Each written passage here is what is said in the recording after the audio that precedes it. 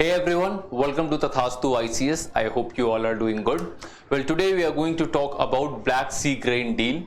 We know Black Sea grain deal, it means two countries are involved here, Russia and Ukraine, and the war is going on. Other than these two countries, there's another one country, Turkey, which has its interest aligned with this Black Sea grain deal. So let's talk about this. What is this Black Sea grain deal? What is the significance and why Turkey is trying that this Black Sea grain deal, which has been called off by President Vladimir Putin, should be reinstated? Okay, what is the significance of it? But before that, here's a quick information. There are 4 courses: MSLV, Main Success Launch Vehicle, PSLV, Prelim Success Launch Vehicle. This PSLV is coming soon, but you can enroll yourself in MSLV, Main Success Launch Vehicle, where you would be taught how to write beautiful answers. Then there is a NCERT module. You can register yourself here, and the philosophy optional will be starting from 15th of September, and it will be held by Tanu ma'am herself. Okay. If you want to contact, then here are the phone numbers and the addresses. You can visit to the coaching center also.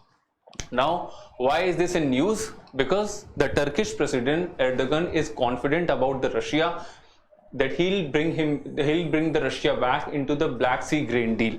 And from where is this confidence coming? This is coming from it stems from his recent talk with Vladimir Putin in Sochi, which is in Russia. Okay, so as I said, for last 1 year, Turkey and United Nations agreed Russia and Ukraine to come on a particular platform where this particular Black Sea grain deal would be passed, where both the countries which supply grain, corn and wheat to the whole of the other nations, to many African nations and other specific Asian nations also. So it was said that because of this war, these particular smaller nations and the common masses of these particular countries should not suffer. So this particular deal has been brokered. But now President Vladimir Putin took his name back, took Russia's name back, and he backstepped from this particular deal because according to him, there is no good for them, for Russia, from this particular deal.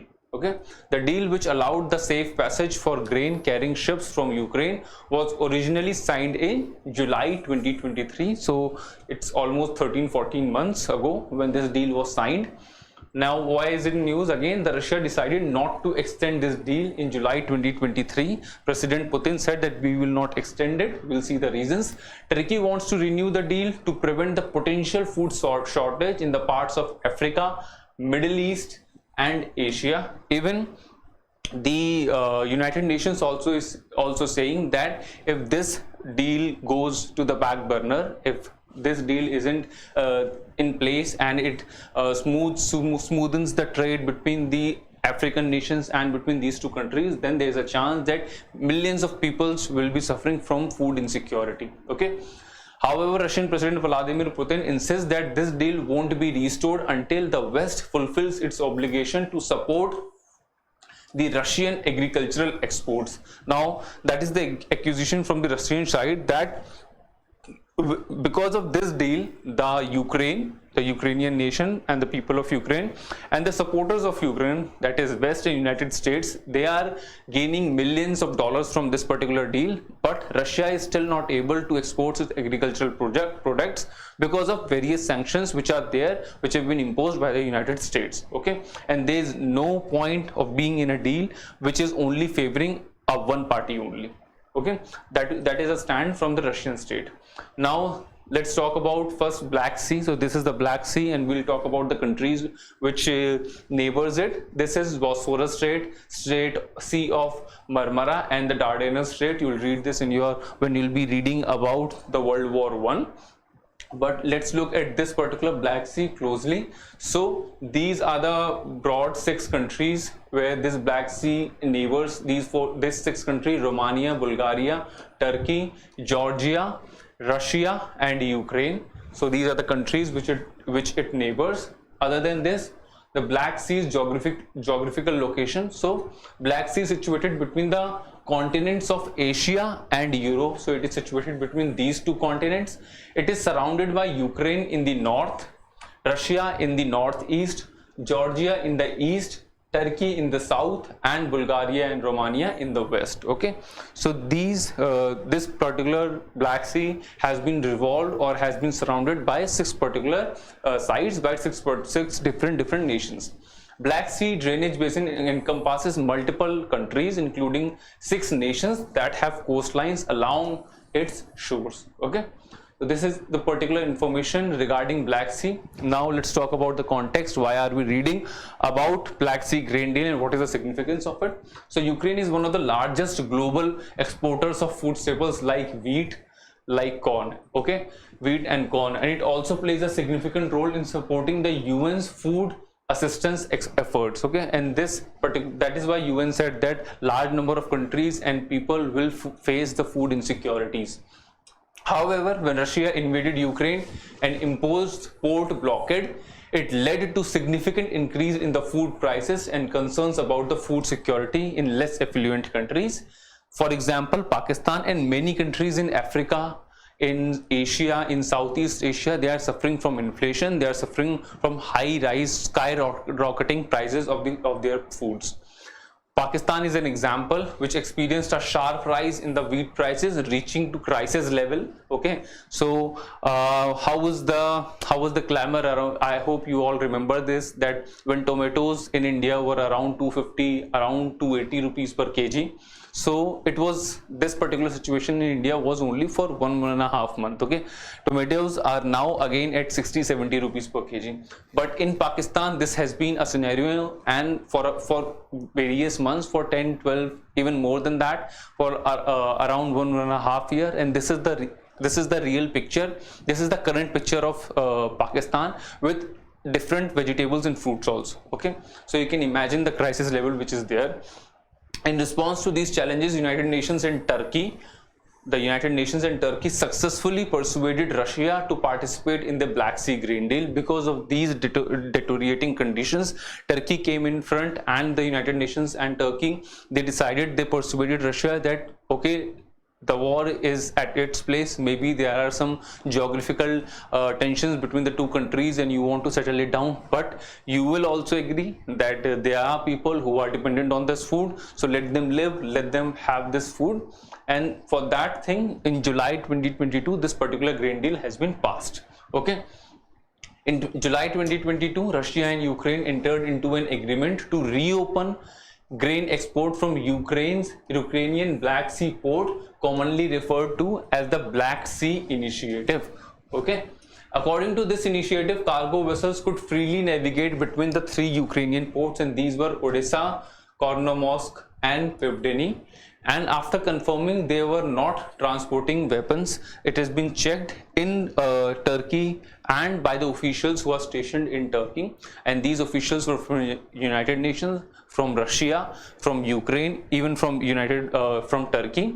And the 3 countries and United Nations and the officials who belong from there, they checked that these ships, are they carrying weapons or not, and if they are not carrying these weapons, then from these 3 Ukrainian ports it has been decided that the grain would be exported. To oversee and manage the procedure, a control center was established in Istanbul, staffed by officials from United Nations, Turkey, Russia and Ukraine, and the deal has been extended twice but eventually expired on July 17. But why has it expired? But before that, we'll see the importance of this agreement, then we'll see why Russia took its name back from this particular deal and it backstepped from this particular deal. Now, this agreement brought relief to struggling developing nations. Okay, those nations who are teetering on the brink of financial collapse and the most vulnerable population teetering on the brink of famine. Okay, so those nations who are on the brink of famine, those nations who are on the brink of financial collapse, for these nations, this deal was very much important. This deal has its significance. According to United Nations, the ongoing war's ripple effects could potentially lead to a 47 million increase in the number of people and experiencing severe food insecurity. 47 million, 1 million is equals to 10 lakh. Okay, 10 million, 1 crore. Now please do the math, and you can imagine how many people and their livelihood and their living is dependent on this particular deal. Ukraine is a major global exporter of essential commodities like wheat, like corn, like sunflower oil.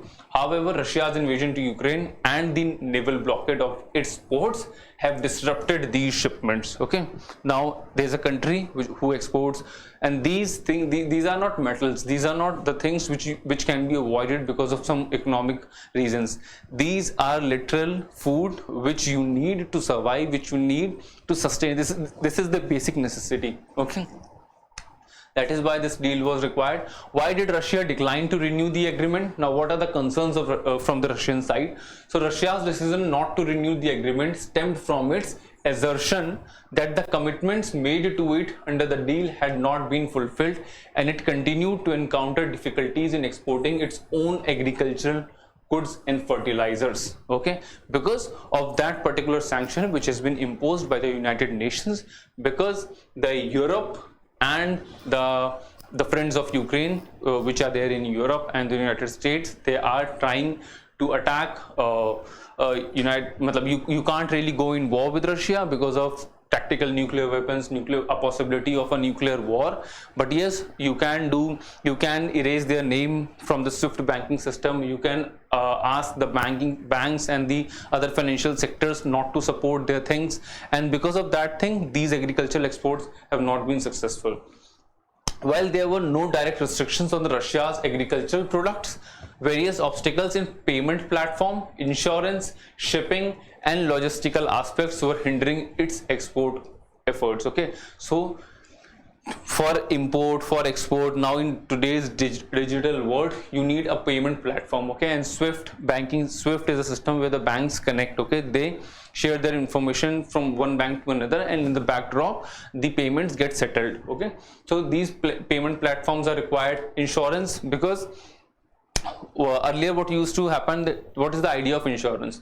These are the agricultural goods which have a limited lifespan. Okay, they are good, they are in a healthy situation in maybe 2 days, 3 days, 4 days, but after that, beyond that, that deterioration will definitely come. Okay, that is why you need insurance. And if you have insurance, if the farmers have insurance, then they will grow this thing. If they know that if this particular thing will die down within 2-3 days and there is no particular insurance or support, then there is a chance that people will not even produce it. Okay, so there is a double whammy.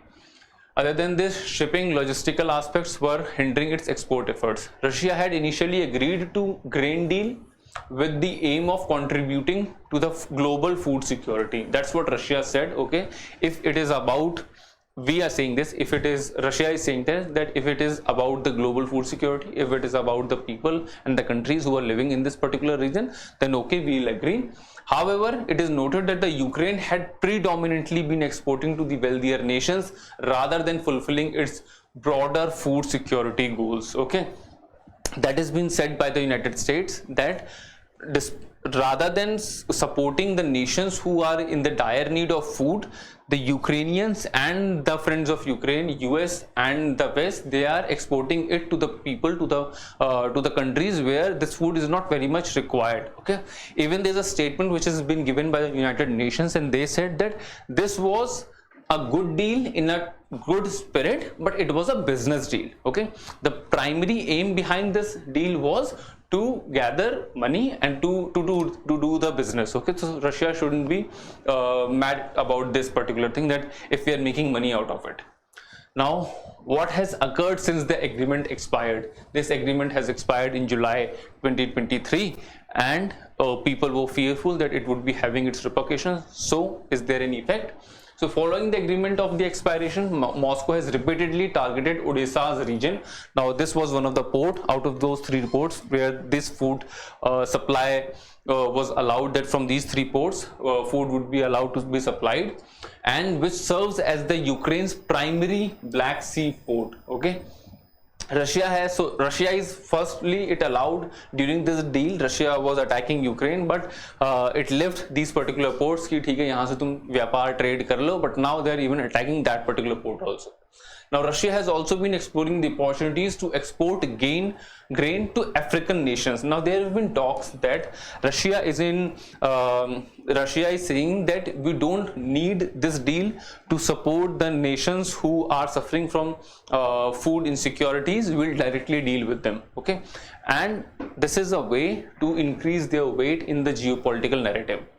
Now it is nearing a deal with the 6 African countries to supply Burkina Faso, Zimbabwe, Mali, Somalia, Central African Republic, Eritrea with up to 50,000 tons of grain. Okay, so this Russia is taking it as an opportunity. There are critiques, there are people who are saying this, that Russia is taking it as an opportunity to directly deal with the countries of Africa.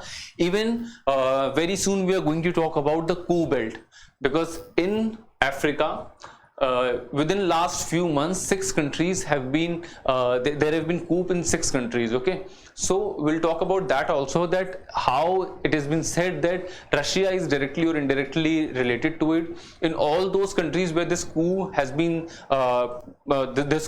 done were the countries who were once the colonies of the French, the colonies of the Western alliances, or the French broadly now. Okay, so we'll talk about this also in the further classes. But Russia is trying to play a game, or Russia is trying to make their space in the African region by directly contacting or by directly dealing with the African nations. And we all know that, like every other region where the resource curse is, in Russia, Africa is the prime example. They have every kind of resources, but yes, there's a resource curse. People are still struggling for the basic needs to be met. So we'll talk about this in the further class, in the coup in the African belt and why is it happening. But broadly now the reason is that maybe Russia has realized that because of this deal, as UN has also said officially, that this deal is for the help of these people, but broadly it is a business deal. So Russia is saying that we'll do the business and we'll deal directly with the people, and we'll attack the ports of Ukraine also. Okay, so this was the conclusion, and this is the end of the video also. We'll meet in the other class. Until then, take care. Bye bye.